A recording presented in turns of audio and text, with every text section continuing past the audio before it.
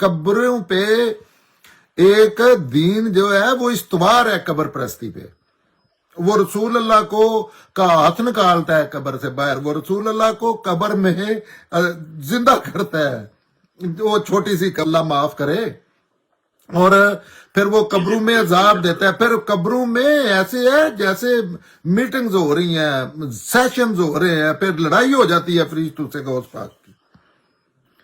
اچھا پھر غوث پاک کا دھوبی اور وہ تو ان کے تو لیکن یہ مسلمانوں کو یہ علم کے خلاف چیزیں ہیں، یہ عقل کے خلاف چیزیں ہیں. لوگ جو پڑھے لکھے ہیں ان کو خوف کی فضا سے نکل کے نا تو نارمل انسانوں کی طرح گفتگو کرنا سیکھنا چاہیے. پوری دنیا کیا خیال ہے؟ بدتمیز ہے، عرب بدتمیز ہے. وہ کہتے ہیں محمد کی یہ بات، شیخ محمد کی یہ بات، تو وہ کوئی بدتمیز ہے.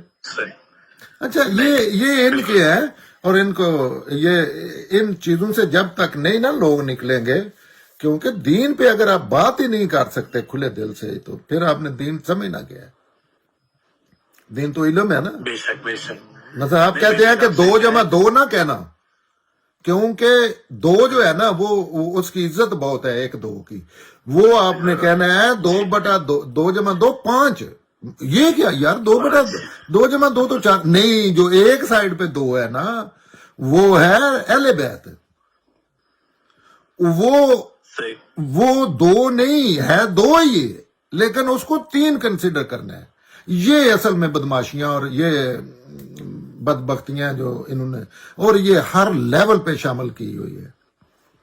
اور لوگ اچھے بھلے لوگ جو ہے فوراً فتویٰ لگا دیتے ہیں. جی فوراً فتویٰ لگا دیتے ہیں کہ ان پہ یہ فتویٰ فروشوں کی ایسی مت مار دینی ہے نا. اب سوشل میڈیا نے، ہسٹری نے، ان کے بچوں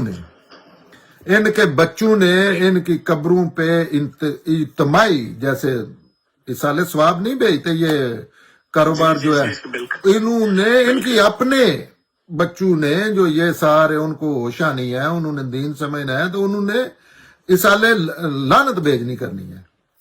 یہ خوف کی فضا سے نکلنا چاہیے. کچھ نہیں ہوتا بالکل، نہ ہی کوئی. اللہ سے ڈرنا چاہیے.